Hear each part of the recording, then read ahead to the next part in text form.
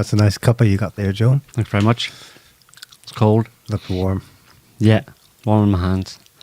These a couple of years ago it wasn't so bad. We still had Russian gas, but this year it's really we're down to firewood and burning garbage basically. It'll be cow dung by February. Yeah, but if it stops Putin, then I'm willing to. If it stops Putin, I'm willing to do my bit. Yeah, for NATO. Yeah. Well, And Brussels. I take the cold showers as well. Good. To stop Putin. You do it every day, right? Yeah, and it's important to shower and stay clean, so it should be cold once a day at least, really cold. Well, that's I don't want people to start thinking this is an excuse not to bathe at least once a day. No, you have to. All winter long, cold. Yeah. I take the cold shower and all the way through it, I'm thinking, take that, Putin. So good. Yeah. I'll show him. Just like that German government ad. That was prescient.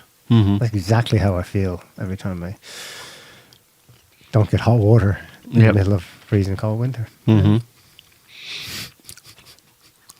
I check to see, after I take the whole shower and say, take that, Putin, I check to see if, I go and see if I can find some, a day later or even a couple of days later, if my, 2 or 3 or whatever number of cold showers are taken up at that time, has actually affected Putin. We've been rumbled. Some cheeky git in the comments says, but I thought Spain was filling Russian gas and in turn selling it to France, so y'all got Spanish gas. Shut up.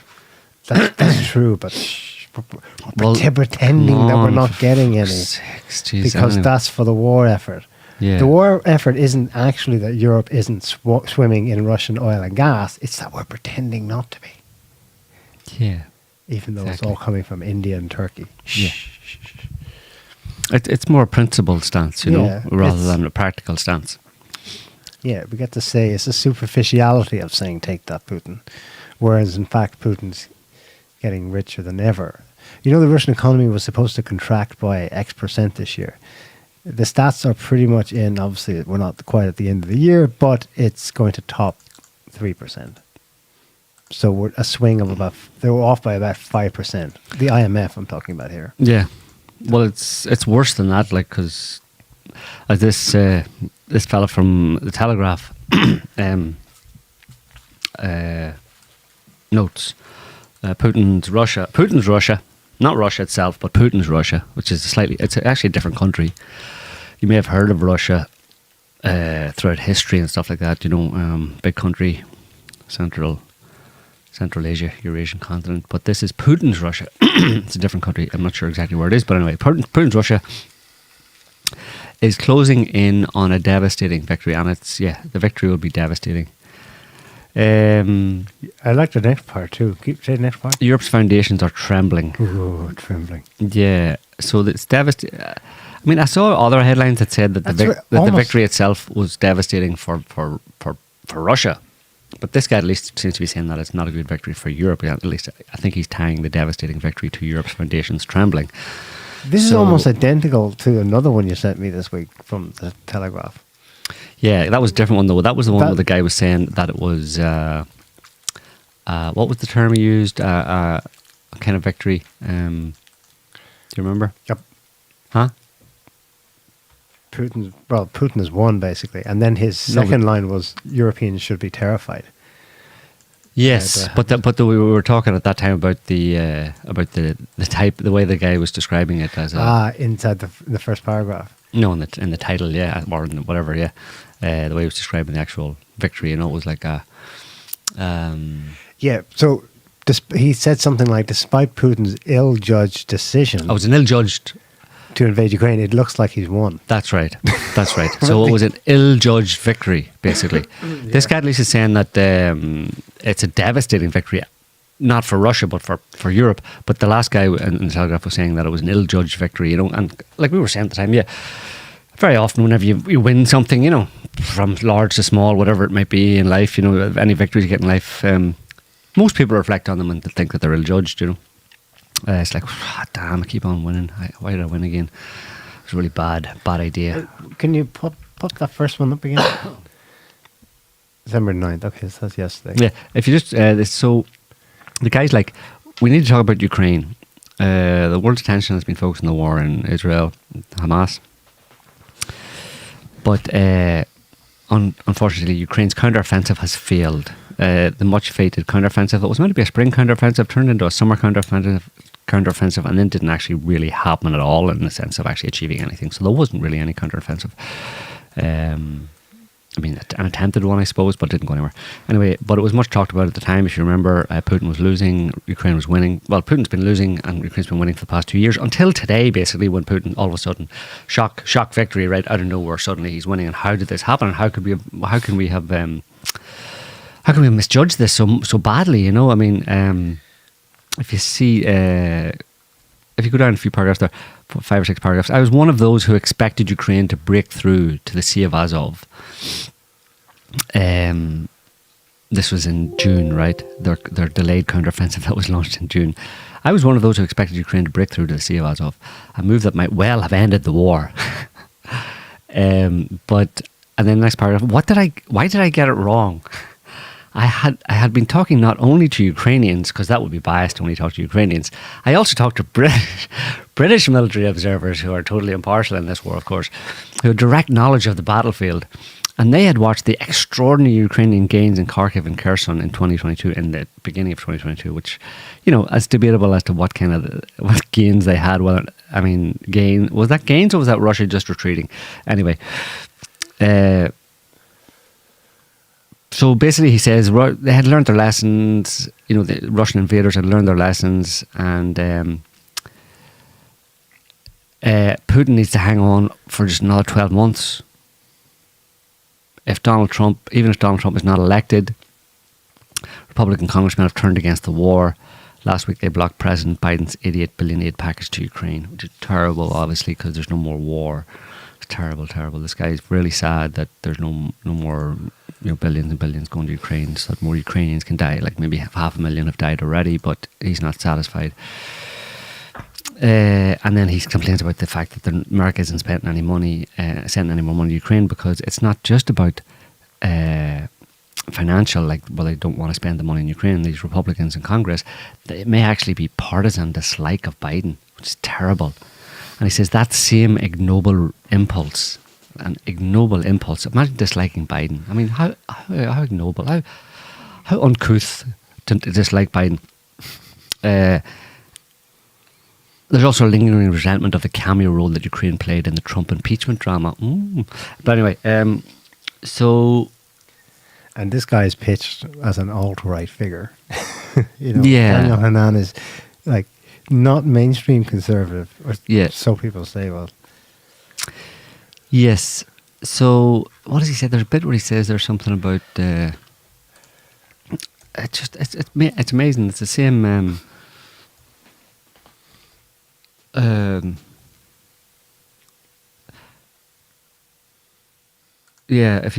There's a paragraph there, he says the long-term costs of, like, so he's talking about a victory, right? Russia's basically saying Russia's won, Europe's trembling, and he says, but the long-term cost to the Russian people of this shift to a wartime economy, you know, of course, until this paragraph, basically, until this guy came on the scene, whenever countries shift to a wartime economy, generally the economy booms, and you just mentioned that they're predicted to grow 3%. According to him, not so fast, Neil.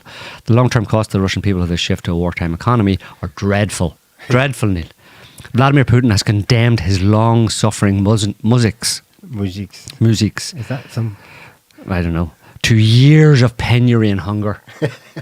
Years. Just you wait. But for now, it has done the trick. Russia has made it through to winter without a Ukrainian breakthrough. And then the last few paragraphs there's the poignancy of the last few paragraphs are fantastic. It's still possible to imagine a peace deal that does not overly reward Russian aggression. Perhaps the Eastern Oblast could win autonomy and under loose Ukrainian suzerainty. Perhaps an internationally supervised referendum might be held on a demilitarized Crimea. Perhaps. Maybe. No. A wish list. Santa, did you get my letter this year? But if Russia ends up annexing land by force, if it ends up, which it kind of really has done, it's not just the West that will lose. It is the entire post-1945 international order of awesomeness. The world is getting colder. The nights are drawing in. Putin's harsh, hot breath can be felt on the backs of the necks of every European citizen. Putin, he is here. He is coming for you. So there you go. That's just. I just want to throw it in there because it's just some wonderful journalism there, objective, clear-sighted, unbiased, impartial journalism. What's amazing about it is that the guy actually, exposed. He's like writing about the fact that he got it totally fucking wrong. Yeah, which was obvious. Should have been obvious to everybody for the whole period of this conflict. But he's right. So he's writing about how he got it wrong, and in writing about how he got it wrong, he continues to get it wrong. He just doubles down on his wrongness. Yeah. So awesome. And you wonder why we criticize the mainstream media, or why people lose faith in it, trust in it. In his wish list to Santa at the end there, he says, well, maybe Russia will agree to 2 or 4 of those new regions being autonomous, but still within Ukraine. You that was offered at the That was offered by Putin in Minsk. I know. Which they shit on, basically. They used... Which you expressly then, when you were so cocksure of victory against Russia by a proxy war, you went and boasted that you only use Minsk as a stalling tactic to arm Ukraine. I mean... and you expect these people to report, give you anything, give an objective take on it. Like, people look to the media and people like this guy and this paper, The Telegraph, to get an objective view on what's going on. What's actually going on in the world today? Let me check The Telegraph. Well, speaking of, this is the other headline I referred to. That's why I did a double take. It's almost identical. It's 2 days before by another writer for The Telegraph. Putin is close to victory. Coughlin, Europe should be terrified. He's hilarious. He's a comedian. He's my favourite comedian, that guy, Colin Coughlin. Okay. He's a famous comedian. At least in my books. He's hilarious. His writing in the last 2 years. And scroll down, the first paragraph is the one you referred to before. Just think of how they frame it. It's bullshit. The possibility that Putin might yet emerge victorious from his ill-judged invasion. Wait, if it's ill-judged and he's won, is it not well-judged? Neil. You see, I don't understand. It's the bigger picture you're missing. These guys like Colin Coughlin, the famous comedian at The Telegraph, he's all about the big picture, you see. It's ill-judged because just you wait 2 weeks, flatten the curve, or, wait till the next counter, or wait till down the line. Russians will go hungry. Bad things are going to happen from this victory. They always do. So... we've opened with Ukraine, so do you have anything else we'll say there a bit? I mean, in the situation on the ground, are you following it at all? Supposedly there's, it's hilarious that their tune has changed so sharply, even though the picture is the same it's been for like a year now. But maybe not. If you zoom in on the front line, there are breakthroughs on the Russian side into Ukraine. No big sweeping stuff yet, but... No, but the thing about it is again, it's just like, I think this is the plan all along. Russia's plan all along was it's a war of attrition. Like, all wars are ultimately a war of attrition, where you attrite the enemy forces to the point that there's no viable enemy forces opposing army anymore, and therefore the war's over, right? And you don't have to move very far. You know what I mean? It depends on the conflict. But when it's framed in this, like, you go back to World War II or something like that, and it was like, multiple parties involved, and so there was lots of incursions into different countries, and a lot about like territory taken and different countries surrendering or whatever, being occupied, that kind of thing. But there's just one country against another country on its border, and that's it. It's limited, very, very constrained and confined to that geographic area. So clearly in that kind of when you can keep everybody else back, or everybody else, keeps themselves out, aren't interested in getting directly involved, well, it's just going to be the last man standing, right? It's like a boxing match. Whoever can take more punches and is standing at the end is the winner and gets the belt type thing. So that's been the case in this conflict all along. I think that's obviously been Russia's attitude, is like, look, And in fact, that's the genesis, or the cause of the conflict was the build-up of the NATO-backed and armed Ukrainian military, which was going to pose a military threat to Russia on Russia's border. Well, first and foremost, the Russian people in Donbass, and then to Russia itself. And Russia said, we need to do something with this, so we're going to invade, and we're going to destroy that army. So it's just been a process of the past, it's not even 2 years yet, right? Past 19, 18, 19, 20, 21 months, whatever, of just destroying that army. That's what they set out to do, is destroy the army. And of course, we had these weapons being funneled in, but it was a combination of Ukrainian physical, individual manpower, and then the weapons flow. But ultimately, the weapons are going to dry up. The weapons could keep going, because they've used quite a lot of stockpiles in the US and different places around the world to feed this NATO-formed Ukrainian army. But ultimately, it's the personnel. When there's not enough personnel left to wage a conflict, to continue to wage war, then it's over, right? Between those two things, it's the manpower that's going to be decisive. And I suggest that I suspect that that's why there's this ambivalence and backing away by the US in particular and European countries, because they realise that they might have, they have more weapons to send, let's say, or could send at least basic supplies of shells and tank shells and stuff and artillery shells. If there isn't enough, or if there aren't enough Ukrainian personnel actually, to fire them to effectively, across enough of the border to stop, to actually give Russia a good fight type thing, well then, what's the point in sending them? Who you sending them So to? that's where they're at the moment. That's Washington. I think so. Like when you talk about 500,000 dead, because it was 600,000, I think, was the estimation of that they had mobilised in the beginning, about 20 months ago. They had built up about 600,000, and there's reasonable estimates that somewhere in the region of 500 of those 600,000 are now either dead, injured, or otherwise not available for combat. Yeah, I'm getting from the media, it sounds like that's it. It's over. There's so many, like we've just seen. Russia's won basically. We saw previously it's time to negotiate, but Zelensky won't listen. He's such a hard head about it. On the other hand, though, Biden this week is telling Congress we need to approve this latest aid package, weapons shipments to Kiev.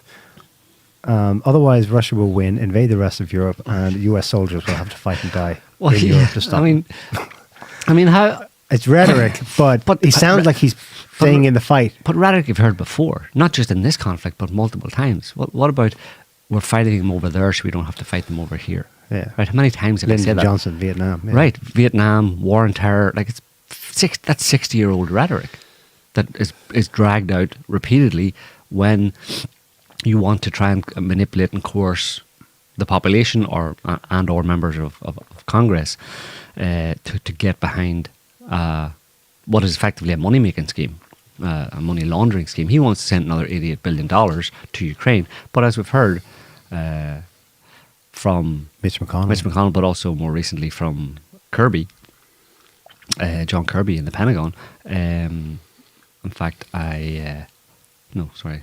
That's not it. But I have it here somewhere. Actually, it's Blinken, not Kirby. Blinken said it explicitly. So this is Secretary of State. This wasn't just some, wasn't, what do you call him?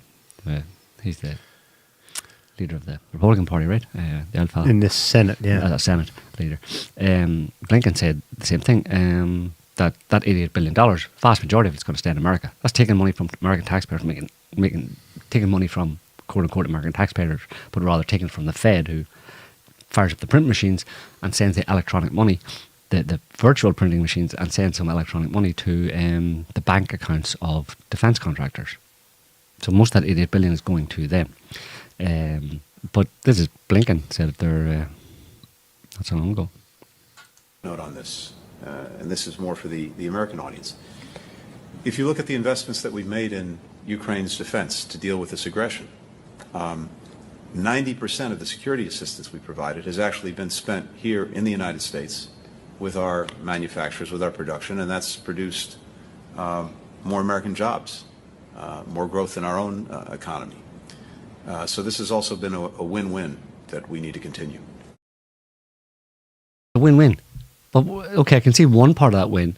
We just said you just built $100 billion so far, plus they want another $88 billion of ultimately American taxpayers' money, as in money that could go to other things. It's money from the American Treasury. It comes from taxes.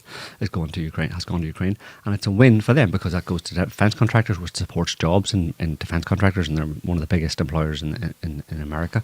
So it supports jobs there.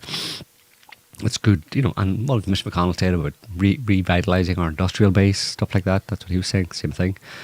But the other side of the win-win means two parties. So the two parties would be America and the American industry and Ukraine. So where's the win for you? Can you explain any idea where that win for Ukraine is? They've lost 500,000 soldiers. The guy, like we just read in the Telegraph. I suppose they keep up the hope that they could break through and retake Crimea. Not in the media anymore. Not as far as.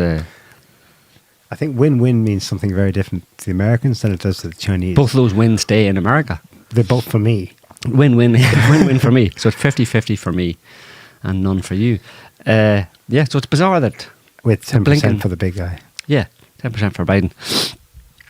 So, it's bizarre that Blinken can get up there and say that. He's a Secretary of State and he's calling it a win-win on the same day that headlines across the world are lamenting the fact that Ukraine has lost, Russia has won, and Europe is trembling. But that's a win. Yeah. As long as Europe's trembling and looking in the right direction. That's a win. But that's still double win for America. They're double winning. They're by winning. If Europe trembles and goes to to Moscow, let's reopen Nord Stream, that's not a win-win. Which isn't going to happen by the looks of it. So, yeah. And of course, Blinken's statement there makes it kind of clear that this was ultimately about the big part of the excitement and push and propaganda that everybody was subjected to a couple of years ago to get everybody behind the support Ukraine and let's defeat Russia was all about American finances, about money for America. That was probably, I'd say, that was the primary goal, the primary goal, basically. It wasn't about evil Putin, it wasn't about stopping Russia, it wasn't about Russia, being a threat to Europe, it wasn't about protecting freedom and democracy, it wasn't about any of those things, it was about money. And it always has been really about money, first and foremost. All the rest is just narrative to justify the money. I love money. They love money. So, I don't know, what do you say to these things? You just go, duh, well, okay, sure, whatever. It's funny, there's some other realizations hitting home inside the imperial capital, or they seem to be. You never know with these people. They seem to take stock of reality, and then 4 days later they can backtrack. They forgot about it. This is in the Washington Post last week. It's an op-ed by the editor-at-large, so in a sense, Kagan is the top editor of the Washington Post. Robert Kagan is Victoria Nuland's husband. The original title they gave it actually was simply just The Trump Dictatorship. It's a bit more fleshed out now. A Trump dictatorship is increasingly inevitable. We should stop pretending. Big long read, but basically that is the article in those two sentences. This is one of the cases where you don't need to read the rest of the article. Yeah. They've said it. Now he got a lot of pushback. He got a lot of pushback because Washington's not ready to hear that. But you can see how the trendsetters are trying to adapt. Of course, those of you who know what's gone on there with that blasphemous juxtaposition of images, that's obviously Caesar, Orange Man at the bottom and Caesar on top. It's half Caesar, half Trump. It's spooky to me that they chose that bust of Caesar because that is they think most likely the most accurate representation of what he looks like. There's many of them, yeah. There's several different. The gist of it was Trump is going to win. It's it's like, guys, he's going to win the Republican nomination and probably be re-elected. Mm. That was like amazing. Jaws dropped when Kagan said this. But dictatorship, how is And that? dictatorship, this time he will have really go full, quote, cross the Rubicon and actually act as a dictator in his second term because he's In got what way? nothing to lose. How will he do that with all the checks and balances, Neil? Right, well, he would, He's going disregard them and do to this. kill half of Congress. Well, Trump's response to this was interesting. He had an interview with Sean Hannity and he said, he said, when Hannity put this to him, obviously he was inviting Trump to deny and to say, of course not. But Trump said, well, I'll be dictator for one day. We're closing the border and then we're going to drill. I.e., there's two things I will be dictator on. It'll be American oil and gas investment and reboosting production. And the other one will be, we're closing that border. So it was a funny answer, but obviously it won't help calm them down. Anyway, this guy, because of the pushback inside DC, he responded with another one. This weekend or Friday maybe. And the gist of it was, a lot of people said to me, yeah, but what are we going to do about it? So he said, okay, there's ways to stop it. And the gist of this long editorial totally contradicts what he just said, which is that he's going to win. In this one, basically, he's like, there's one way to stop him. Everybody needs to get behind Nikki Haley. And she'll be the nominee. And that's how we beat Trump. That's like wishful thinking, And why bother saying it after you've just acknowledged that it can't happen, or it's unlikely to happen, unless you make it happen. So is it just, are you saying this is just like these guys are just, like this guy's consciously putting out like manipulative and propagandistic narratives that aren't actually true? I think he genuinely attempted the first time to say, let's get real. And then the pushback inside DC was, no. But do you tell us what we want to hear. But do you think he really believes that Trump would be a dictator? No, of course not. No, of course but not. Why but I think he believes Trump will win. But why would you put dictatorship in the title then? Well, because that's how they see the whole world.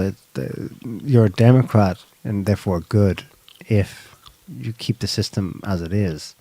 If you come in and try to change the system, you're a dictator. But that's not the definition of a dictator. No, of course not. But these people are. Yeah, but that's what I mean. Like he knows that that's not the dictionary definition of a dictator. Does he?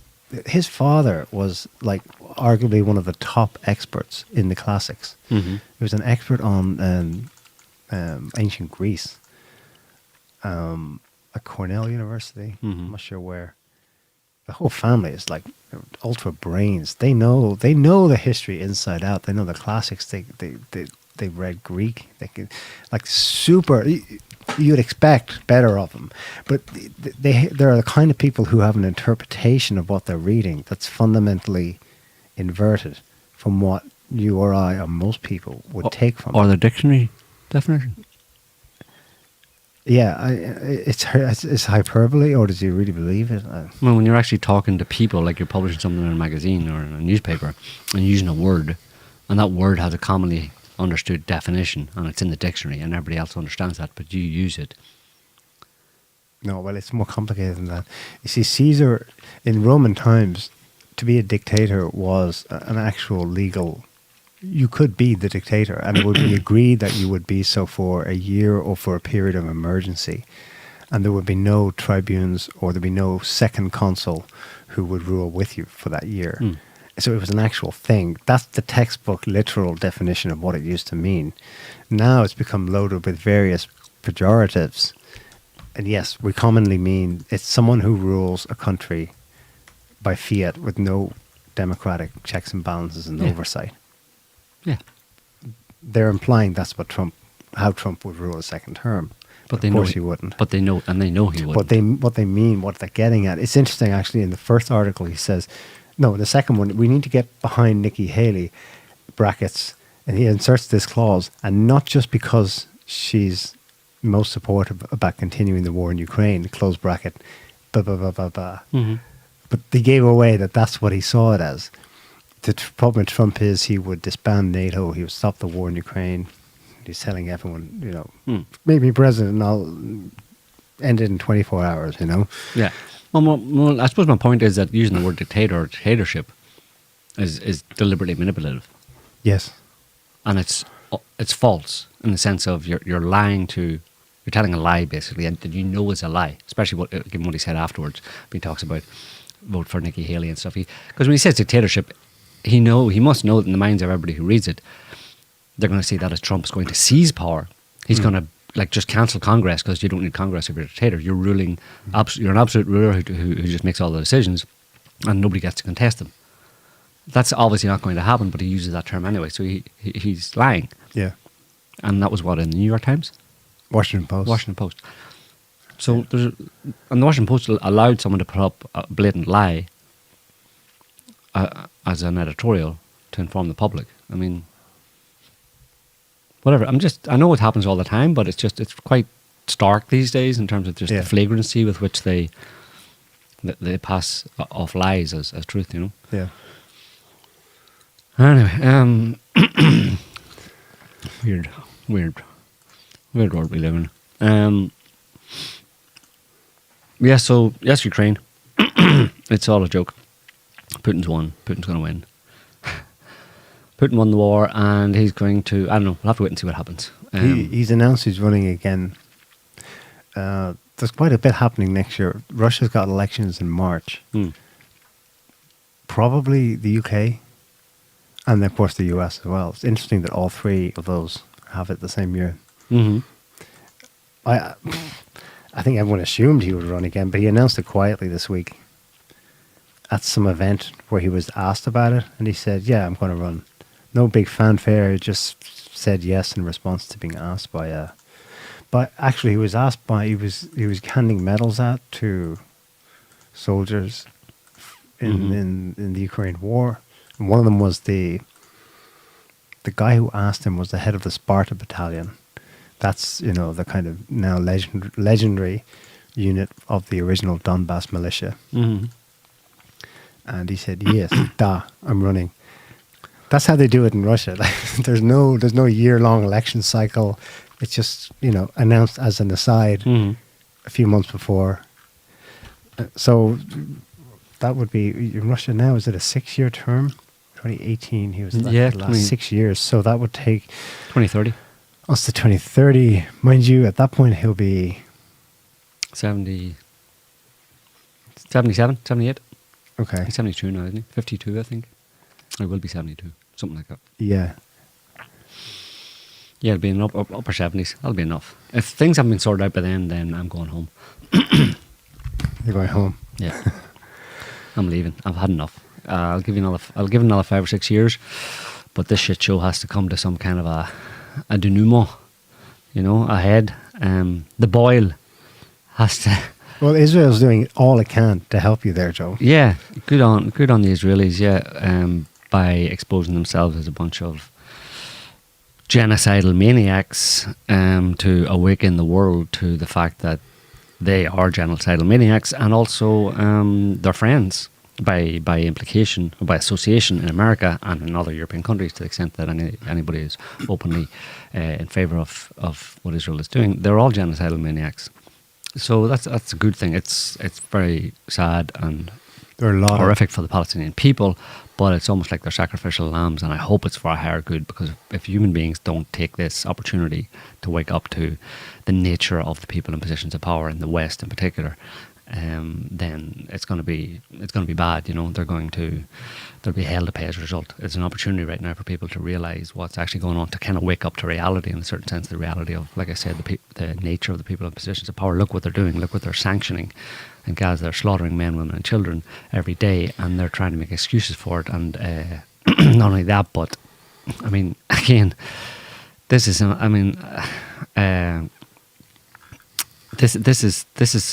again out of the US government. This time it was Kirby. It's not Blinken this time, but Kirby. And this, again, the delusion of these people. Do they not know that this doesn't make any sense. In the same way, Blinken's win-win thing doesn't make any sense because Russia just won, so it's not a win for Ukraine. This is Kirby, White House White House spokesman, talking about pushing back on reporters asking them about, the deaths of civilians in Gaza. Oh, listen. About the humanitarian situation in Gaza. Name me one more nation, any other nation, that's doing as much as the United States to alleviate the pain and suffering of the people of Gaza. You can't. You just can't. The United States, through President Biden, is leading the effort to get trucks, food, water, medicine, and fuel into the people of Gaza. Wait. Name another nation that's doing more than the United States to get hostages out or to get people, foreign nationals, out of Gaza. You can't do it. And name another nation that is doing more to urge our Israeli counterparts, to be as cautious and deliberate as they can be in the prosecution of their military operations. You can't. The United States is at the forefront of this. Now, So he's claiming that there's no other nation doing as much as the US to alleviate the suffering of the people of Gaza, while every day they're sending giant transport planes, military transport planes, from European bases and from America itself to Israel full of bombs that are used to drop on the people of Gaza. Yeah. So, so it's like, I don't know if I don't expect they did, but that no reporter at that White House press conference actually said that to him. He said, you claim you're doing more than any other country to alleviate the suffering, but you're actually doing more than any other country to create the suffering by facilitating Israel to do what it's doing and giving them weapons to do it. Yeah. I'm like, it's a contrived situation that... Not even Ahmed, the diversity, inclusion and equity unicorn, is able to get his head around that. No. And he's a great thinker.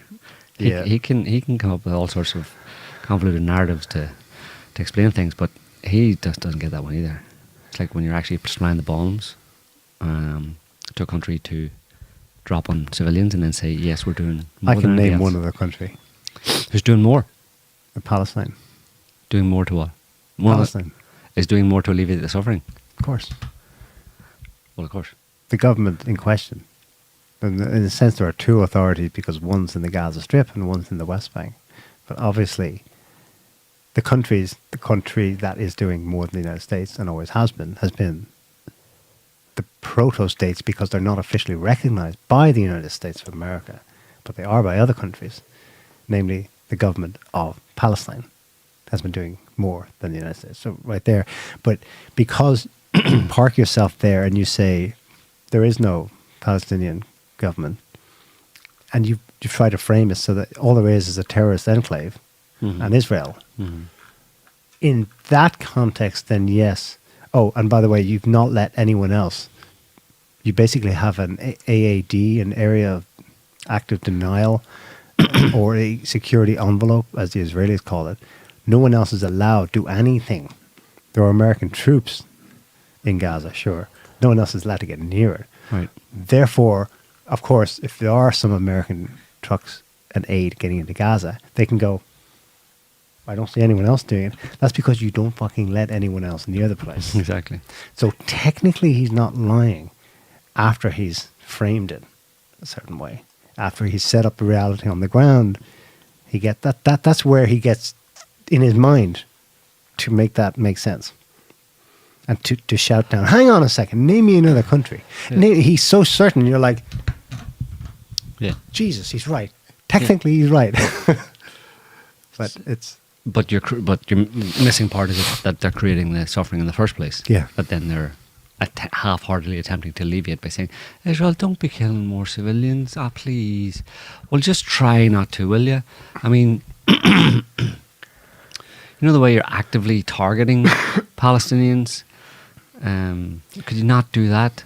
Could you just allow the collateral damage to kill them, but actually hit, actual supposed strategic sites, rather than actually dropping bombs on people on purpose? Could you not do that part? Yeah. Well, we'll see. We'll have a meeting and see if we can accommodate that. I'm not sure, though, because we really, really hit the Palestinians. We want to wipe them out. In the same way that Hitler wanted to wipe out the Jews, we want to wipe out the Palestinians. So it's going to be hard, because in a certain sense, what you're asking us to do, i.e. minimise the death of civilians, is against the whole ethos of our operation here in Gaza. We want to actually come up with a final solution to this problem of these 2 million people being there, existing. We want to find a solution, and that we had to talk about it, and we decided that when your problem is the existence of people, the best way to deal with that problem, if the problem is the existence of those people, the best thing to do is to actually, eliminate their existence. Of course, we can try and make it less obvious. Like, we won't just bomb them and shoot them all. What if we were to just starve them to death? What if we put them in a position where they're all hemmed into a small section of the Gaza Strip, and they can't get out, and we destroy all the infrastructure and hospitals and water plants and stuff, and then we don't allow any food in, and then we, through starvation and hopefully some kind of disease, will take hold and wipe them out that way. Would that be okay, John? I mean, could you spin that for us in the White House at the next press conference? Like, could you say that just like a kind of like an act of God that no one could have foreseen? That the people are starving, and just don't mention that we're not letting any food in, and don't mention that we actually created the conditions that are perfect for the breakout of some kind of disease epidemic, and then we'll just say it was circumstances beyond our control. Yeah, it's just these things happen. It's unfortunate,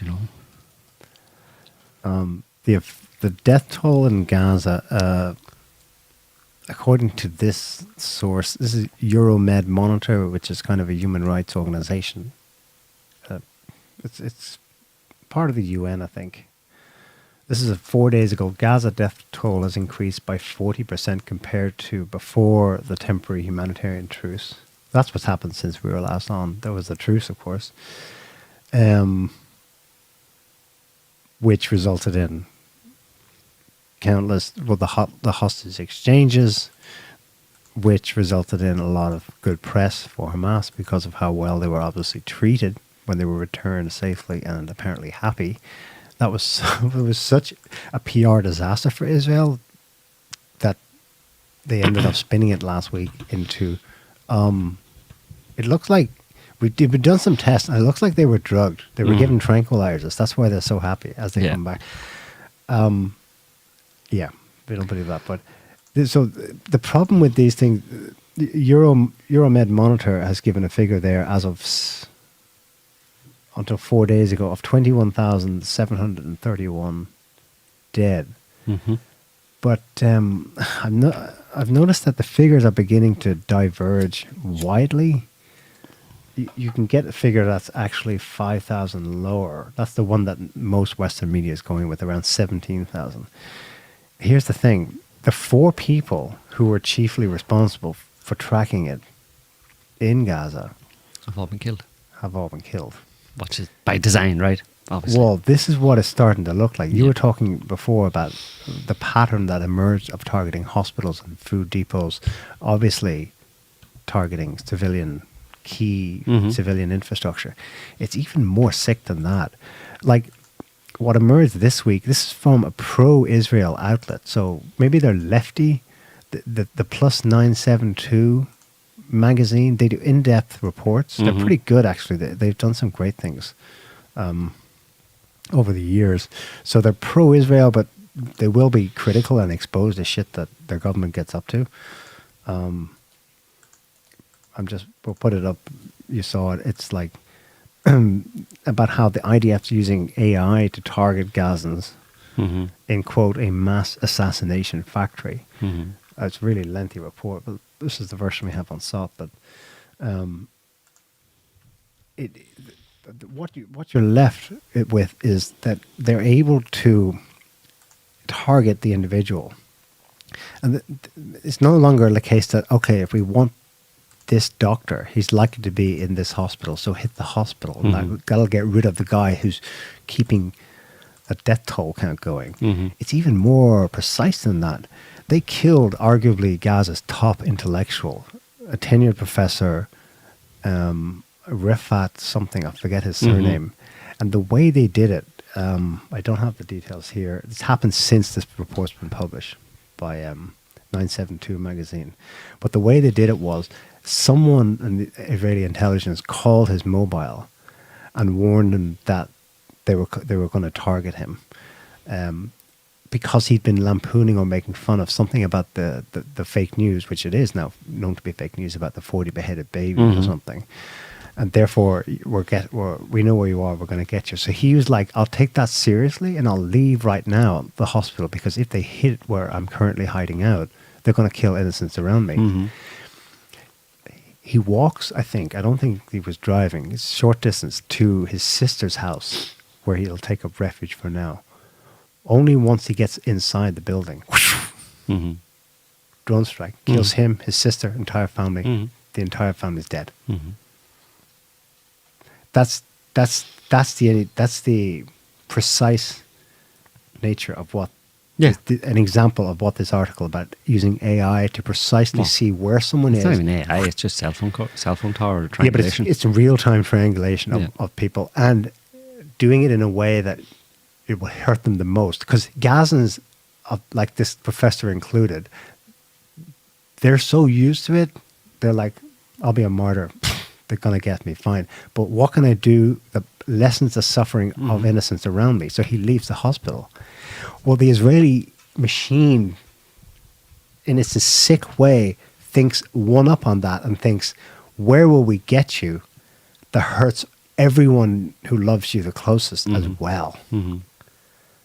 Yeah. They're really thinking behind this is genocidal intent, and it's evil. It's profoundly evil in its thought processes. Can you think of any other? Well, you have to go back to Second World War. You have to go back to the Nazis and Hitler. Yeah. Even Ukrainian neo-Nazis. Maybe if they could get their hands on this kind of stuff, they would do it. But there's I just put up that Guardian article just on that point about the increase in casualties, and again, just to validate the genocidal intent. So this is just from a couple of days ago, and civilians make up 61% of Gaza deaths from airstrikes. An Israeli study found this, right? So basically, the message is that the civilian proportion of deaths is higher than the average in all world conflicts in the 20th century. In the absolute number or the ratio? Relative. Proportion of deaths. Proportion. So in any conflict, the number of civilians that are killed, it's generally speaking, it's about 50%. And we're talking here about the Second World War, the First and Second World War, and every other conflict in the Vietnam War, every other conflict in the 20th century. In those conflicts, they floated around the area of about 50%. In any of those wars, major, obviously, world wars, 50% of the overall death toll was civilian, or 50% or less. But in this conflict, because Israel is at the controls, the civilian death toll is 61%. So that puts it, that gives you evidence of a genocidal intent, in the sense of deliberetely targeting civilians when you have that significant increase up to 61%, and it's probably higher than that. But that's because that's an Israeli study. There's probably at this point several thousand people still under buildings. Right, that's part of why it's hard to get exact numbers. And so that's they know that they've killed more journalists in the first 2 months than there are any stats for in any other wars. For example, except one that's known is World War II. Israel has killed, in absolute terms, about just over half, about 52 or 53% of the number of journalists who were killed in the entirety of World War II. Right. With a 60 million total death toll. That's targeting. It's beyond statistical chance. It's mass murder of civilians. Well, in that example, it's just journalists. But journalists are civilians, right. And they're in that same category. They're the one, along with civilians, they're the other group that are not meant to be targeted, but Israel targets them. And this is from a few days ago as well, just to back up the claim of genocidal intent here. I'm not saying it's genocide by the numbers, strictly speaking, because you can debate over what a genocide is, and does it have to be a certain number of people, a certain threshold of a high threshold of a number. But in terms of intent, I can have genocidal intent against 100 people. 100 people isn't genocide, but if I want to kill them all, then it's you can call it genocidal intent, right? This is just in the left one there. Just click on the left picture. The Times of Israel. This is Avigdor Lieberman, who's a highly prominent member of the Israeli government. Innocents in Gaza. Don't be naive. So that's the attitude and openly expressed attitude. You can imagine what they say in private. Openly expressed attitude of the Israeli government and Israeli politicians, and an attitude that is held also by it appears to be a large majority of Israeli civilians, Israeli citizens, that the Palestinians are all terrorists. They're all subhuman. In the same way that the Nazis believed the Jews were subhuman and other minorities were subhuman, and used that to justify slaughtering them. Their attitude is that all Palestinians are subhuman terrorists and can be and should be killed without any compunction. Just to back up, here's some video evidence.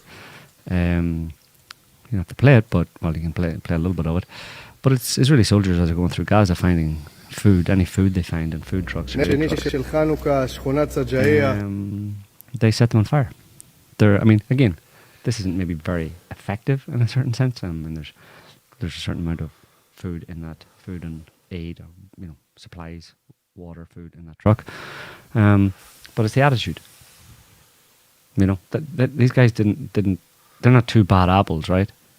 When you see Avigdor Lieberman and other politicians calling for the extermination of Palestinians, and you see the soldiers on the ground burning food trucks, the intent there clearly is like that we want to starve these people, right? We want to give them no quarter whatsoever, and they're smiling about it. Yeah. So it's clear. Fucking Reuters had a headline that Israel was ordering Gazans to flee and then bombing the very location where it sent them. I'm not sure what this video here. They have drones going around, more like classical drones with voice recordings. Low-key says this one is ordering them just not to resist. But I imagine they're also telling them where to go exactly, and they're getting hit. Played out there, this is creepy as hell. Can you imagine this situation? Can you put the sound on them?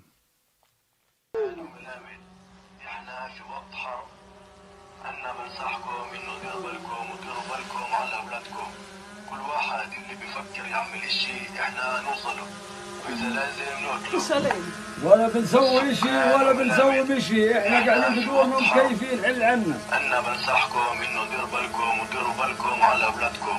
كل واحد اللي بيفكر يعمل شيء احنا نوصله، واذا لازم نقتله.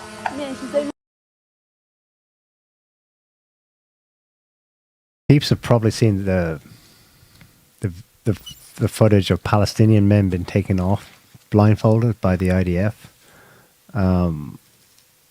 I thought the worst of that when I saw it, but it's sick. Apparently they didn't just take them all away and shoot them, but they didn't mind them thinking that, because their own published photos show them lined up on the streets, then carted off in open trucks, and then lined up next to a pit. The message they were conveying was, we're taking these men and we're going to shoot them and just push them into the pit. Mm-hmm. The update on that is they let most of them back to where they picked them up. But they did report and claim that these were, Hamas who had surrendered en masse. Well, and then people fact-checked. They recognized some of them were academics or clerics or secretaries or journalists or whatever. Douchebags in the West, pro-Israeli douchebags were all jumping on saying Hamas are, fleeing from their tunnels and being arrested en masse and all this kind of stuff, and it was proven to be false. But there's this, I don't know if you saw this video, but somebody put it together where Israel obviously took two. This is there was one video of them all lined up, whenever, and Israel wanted to justify doing this. So they basically, in this video, it shows that they basically staged, got at least one of the guys to come forward with a gun. Just play it there.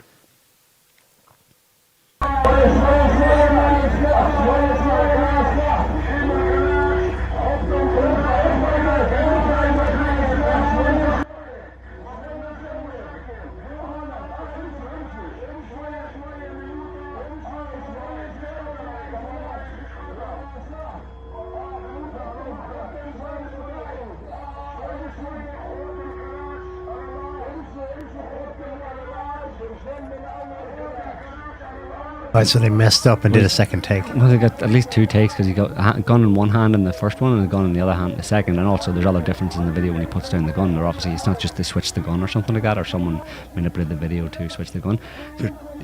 He acts in different ways all the way through it. So they got that same guy To redo to redo the walkout with a gun type thing, because whatever, it wasn't a good take or something. So very likely in that situation, obviously the guy didn't have the gun at all, and none of these people were armed. They're all just civilians that they rounded up. But it really just want to convince the West that we're dealing with Hamas terrorists here. So they're liars, psychopaths, genocidal, mass murderers. They're doing to the Palestinians what Hitler did to the Jews, and they seem to be happy about it. And the rest of the world seems to be sitting by, mostly, at least in terms of the governments, the rest of the world seem to be sitting by and just going, meh, never again, meh, sure, we'll have another go at it. This time with a strange, ironic twist. Israel's also threatened to assassinate Hamas leadership wherever they are. Turkey, Lebanon, Qatar.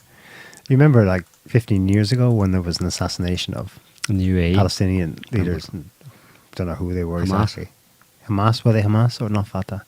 In UAE, I mean, that was a scandal, and they tried to hide it, and the passports led back to Ireland and stuff like that. They stole New Zealand, they stole a bunch of passports and stuff. There's Mossad agents, they dressed up in wigs and all this kind of stuff, like a bunch of shitheads going around and shooting people in At hotels least in then, UAE. though, there was a pretense of having to have an op to do it on the QT, and now it's like we can advertise it to the world. Yeah, because R9/11, right? They're feeling confident.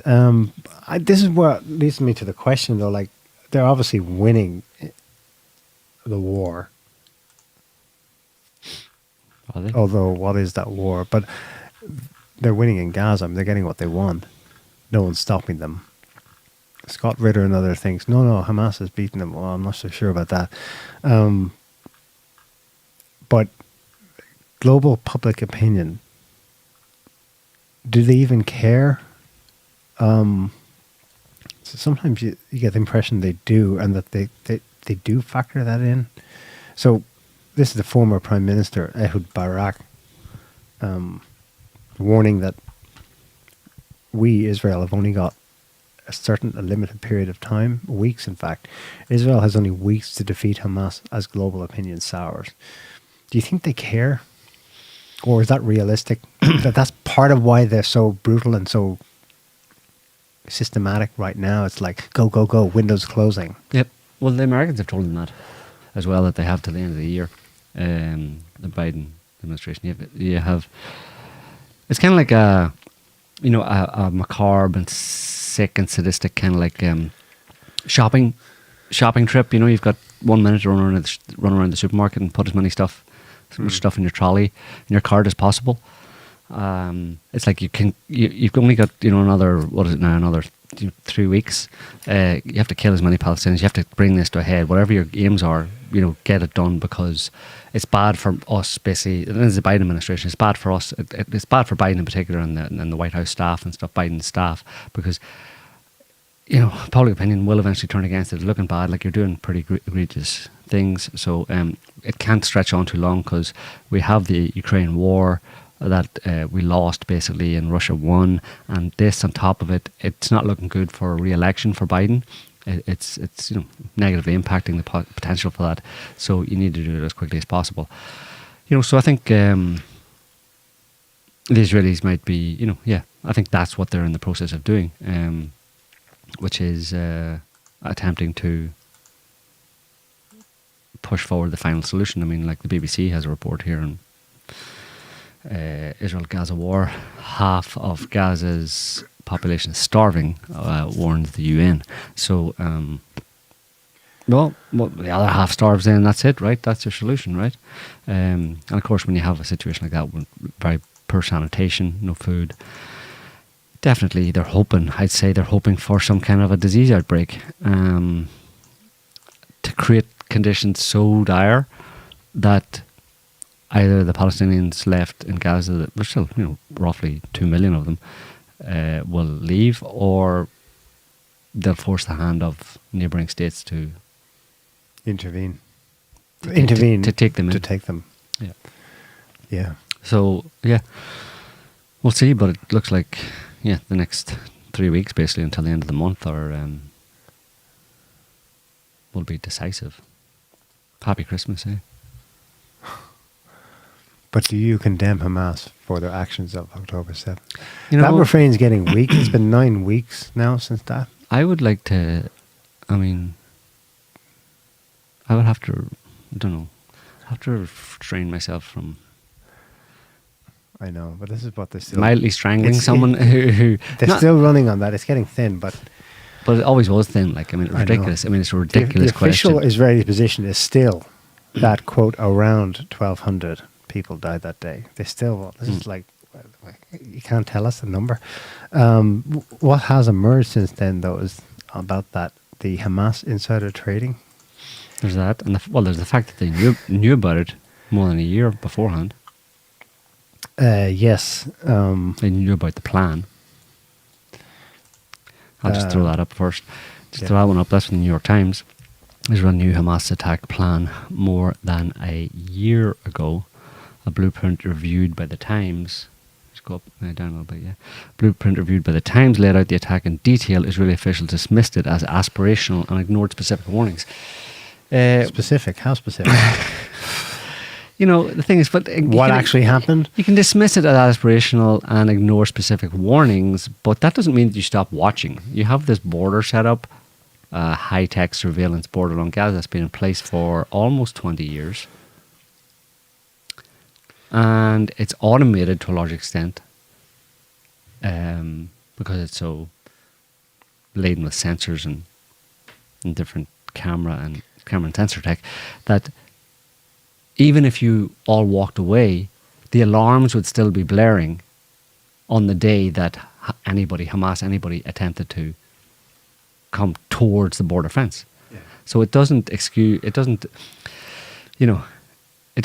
or doesn't let them off the hook in that respect,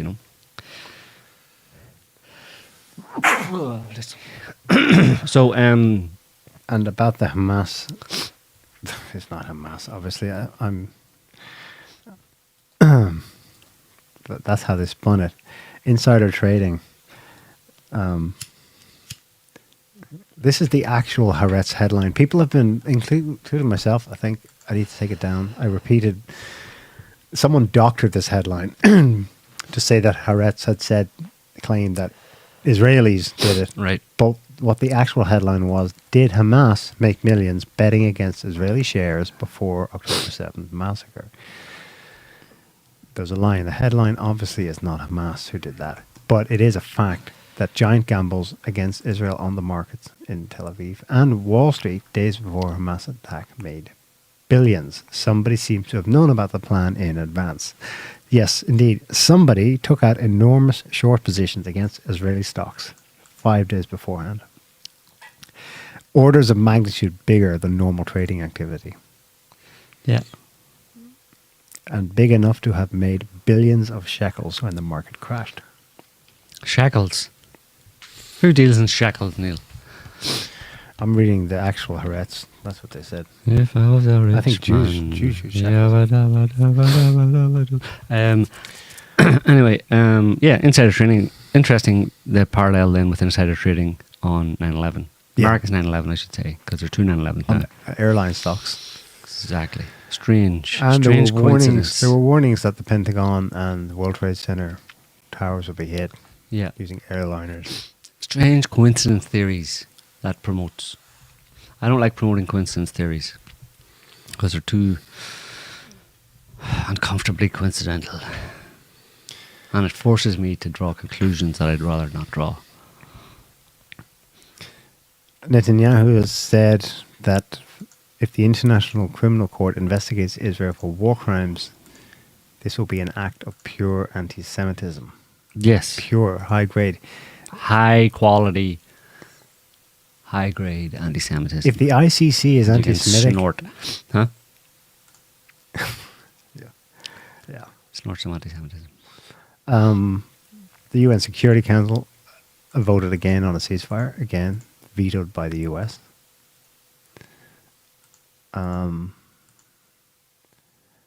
US Congress last week passed House Resolution 894 equating anti-Zionism with anti-Semitism. Mm.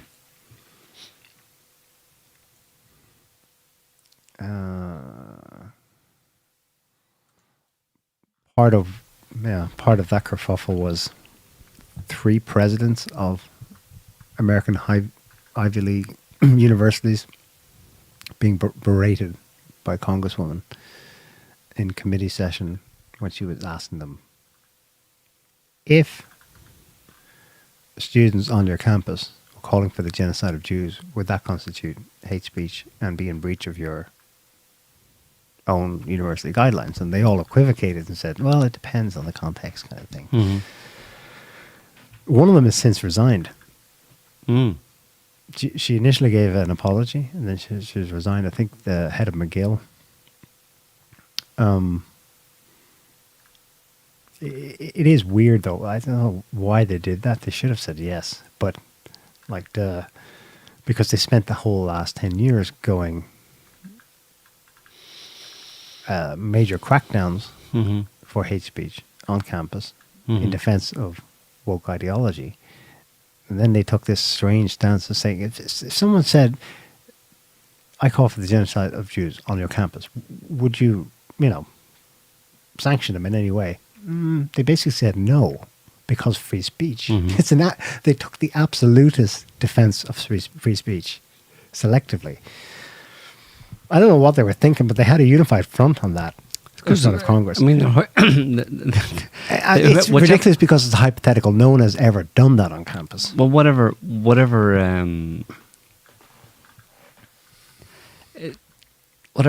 elements of the Democrats or the system, the deep state, the Washington establishment have been promoting that kind of like, the woke ideology, leftist ideology, where like Black Lives Matter, etc., minority groups, immigrants, all that kind of stuff, and the oppressed people and reparations and all that kind of stuff.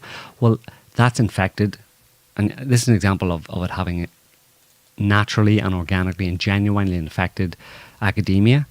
So, and a lot of people are real against that.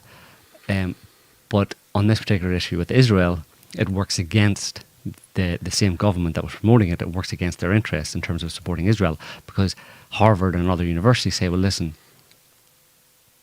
we're all about diversity, inclusion, equity, immigration, anti-oppression, reparations for oppressed people in the past and stuff. We've done it across the board with all the minority groups. And from our perspective, the Palestinians fit very well into that category. So in the same way, we can say white supremacy and white slavers and historical oppression against blacks in America, and you can call for reparations, and you can say all sorts of nasty things about white people because they're descendants of white slave owners, and especially black people. Obviously, black Americans can say all sorts of nasty, egregious things because it's kind of reparations in kind, if you know what I mean, to get it off your chest.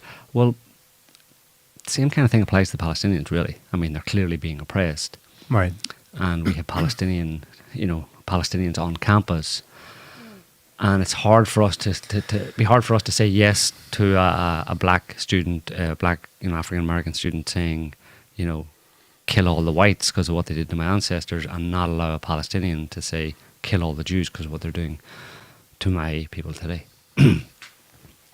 Yeah. I mean, they would. So it's an example of it being genuine and not being hypocritical of academia. These people have taken it up on academia. I'm trying to be consistent, but they're genuine in their belief about it. Yeah. If you know what I mean. They're not, hypocritical about it. So they really believe it. right. So tough shit to the deep state on that one. Yeah.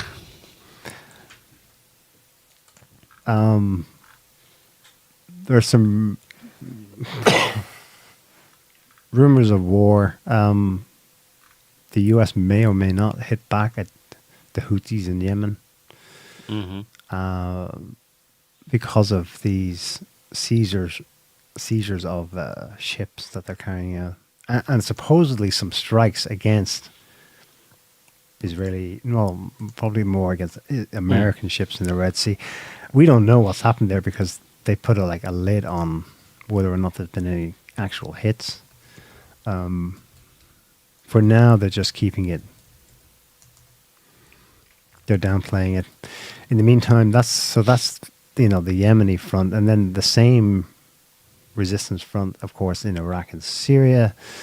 7 mortar rounds were fired into the U.S. Embassy compound in Baghdad on Friday. So what? Worse has happened before, but it's been a while since a direct attack inside the famous Green Zone. Other than that, it's like crickets.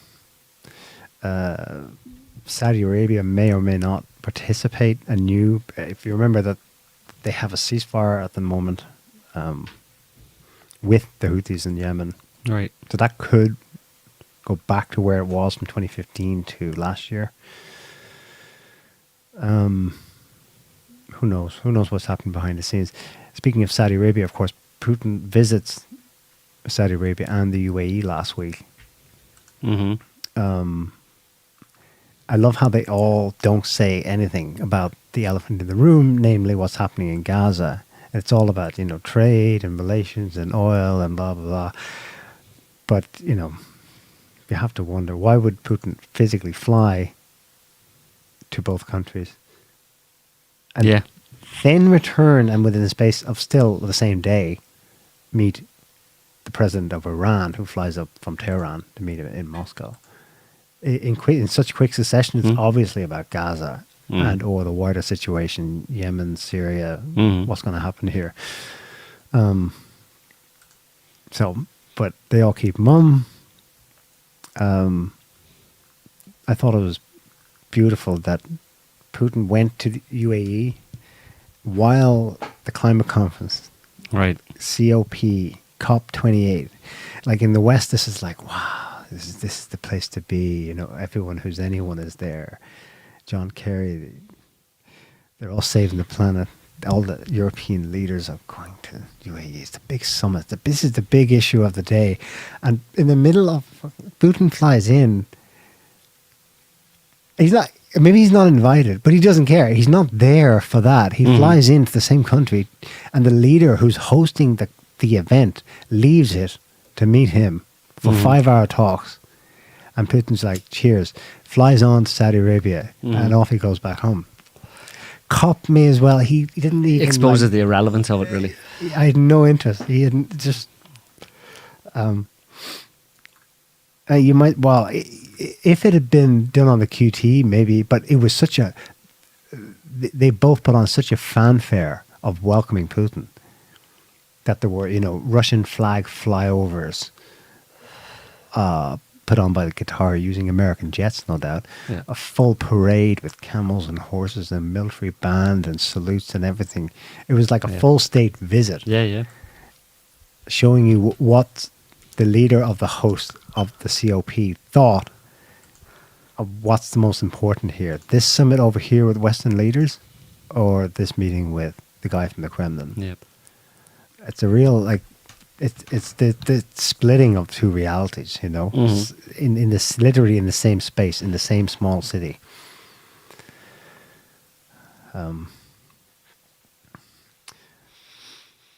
Yeah. I don't know what's. Everyone wants it to end, but to lance this boil, as you said earlier, but. In a sense, the US and Israel are reminding everyone anew that they're the mad dog.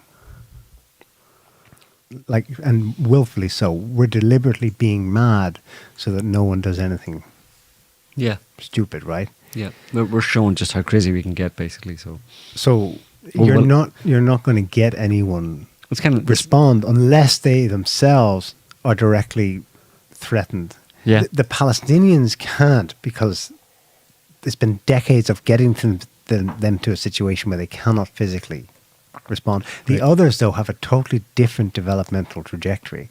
Air defense system, air force, electronic warfare, some potentially serious missile capability of their own, although we're not sure of what that is exactly, So wait and see. of how far and how fast, hypersonic maybe, some of them have. So no one else can get this is, I suppose, a silver lining here. No one else can get the Palestinian treatment, I think. Maybe they're thinking Hezbollah can, to make Israel's security better. They could go north with what they're doing now, going south. And that would be the red line. Yeah, well, it would for sure. Yeah, obviously you'd be igniting a more serious, wider war. You know that Israel would, but it's like they're jailers and tormentors. You know, the Israelis and the American friends are jailers and tormentors. Like they have, you know, they're basically. Aren't they too chicken shit to really do it seriously to someone who can at least punch back? Yeah, and also We saw there's that with NATO. wider implications in terms of the whole global economy and oil and who else you would pull in and that kind of stuff. You know, they're staying back from the brink, but it's crazy. Like they're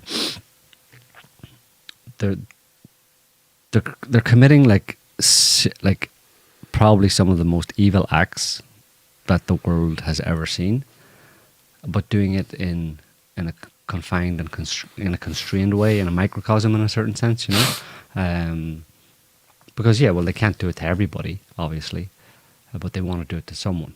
You know, you can't dismiss the possibility that these people are, to a large extent, just simply getting off on this kind of treatment in the same way, like a psycho, you know, serial killer would enjoy, you know, The hunt. tormenting and the hunt. It's not just the killing; it's the setting it up, the hunt, deceiving others in the process. Yeah, it's pure fundamental, like just distilled evil, basically. You know what I mean?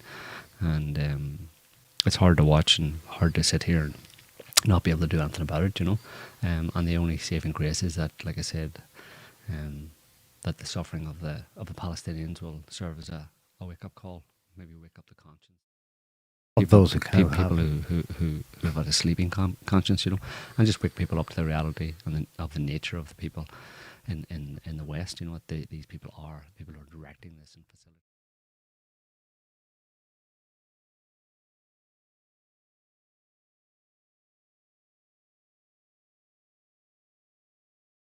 So anyway, on that happy note, do you have anything else, or that you want to talk about? Just a small update. You know, in another world, in another timeline, this would have been everyone from here to Timbuktu would have heard about it. Imagine if Trump's chef of 30 years had died in his house in Mar-a-Lago, you know, under slightly unknown, let's say, mildly suspicious circumstances. It would be a big deal. Well, that happened to Obama's chef in late July, Defari Campbell. Mm-hmm. He drowned nearby their summer house in Martha's Vineyard. It was bizarre because he was a proficient swimmer, but he died while paddleboarding With the daughter. in calm water. Well, that's Well, it seems not obvious. She's the known. one who called the police and all that kind of stuff and alerted to suggest that she was involved. well, directly. that's what I'm. Yeah, that's what I'm getting at. No one's officially mentioned that the daughter was involved. So that might have been explained in August. There was an update. The toxicology report came out, except it didn't. It's supposed to be published. It's being withheld, and they cited an old Massachusetts bylaw that says no, actually, in this certain circumstances, only the family needs to be informed. Okay. Secondly, well, who was the second paddleboarder who was with him? Who first alerted Secret Service back at the house? Who then called 911? Well, the 911 call is also supposed to be published. 911. 911. That wasn't. Don't call 911. So that's another thing that's against the usual. Now, in early September, yes, it was revealed that it was a 26-year-old woman who was a second pad of border and, quote, a staffer to the Obamas. No, that's cover up. Yeah, it's not named. It was. I think it was revealed that it was the daughter. Originally, it was the daughter who called the police, called the emergency services. Originally, was it? Mm-hmm. But I think they backtracked on that. I think they did. Yeah, there was a cover-up operation running. Yeah. But like the thing is, so the daughter was out paddleboarding with the chef who she had a bit of a The thing oldest one, Malia. Now, Yeah. officially, she's 25. right, close And they're enough, saying right? it's a 26-year-old. Right, close enough. But she was out paddleboarding with the chef who she had a thing for and that kind of stuff, and he's married.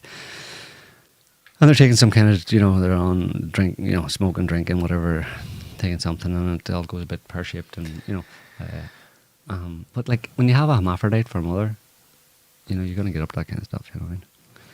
So it's not easy having a hermaphrodite for a mother. So.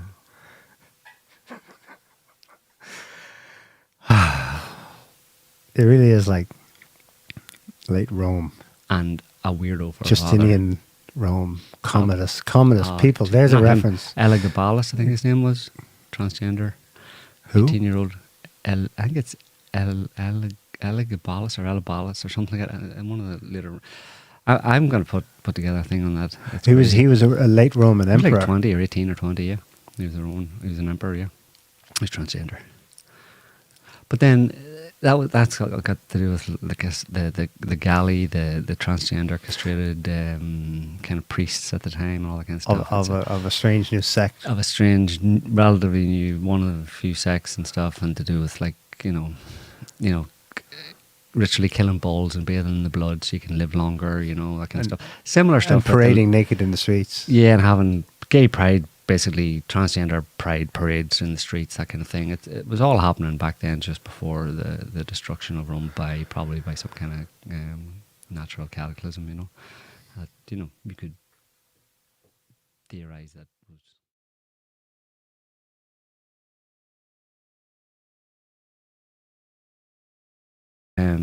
It's bizarre that the parallels with what was going on just pre-collapse, destruction of Rome, and not collapse of Rome. Like, it collapsed internally from the decadence and the decay, but also it seems to have been defined by some kind of at least by certain kind of archaeologists and dendrochronologists and stuff like that it was a meteorite impact on about 540 AD that set most of Western Europe on fire, and that was the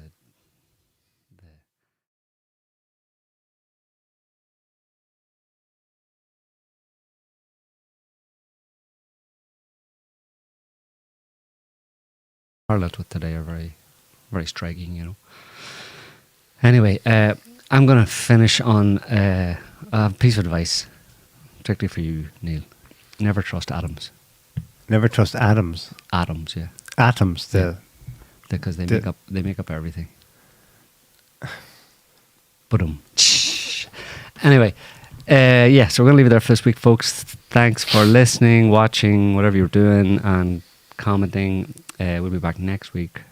Yeah, probably with our last show, maybe last, possibly, unless some madness is going on, but it'll be close enough to Christmas at that point. But we'll be back next week with another show. End of year Christmas special. Christmas special where Neil will be wearing his Christmas gear, I'm sure. And I hope you all will too. Even though you don't feel like it, do it anyway. Because you got to do something. Keep your spirits up. Yeah, so we'll be back then. So until then, have a good one. And whatever. See you later. Bye. Bye, everyone. See you next week. Can't stop the signal now.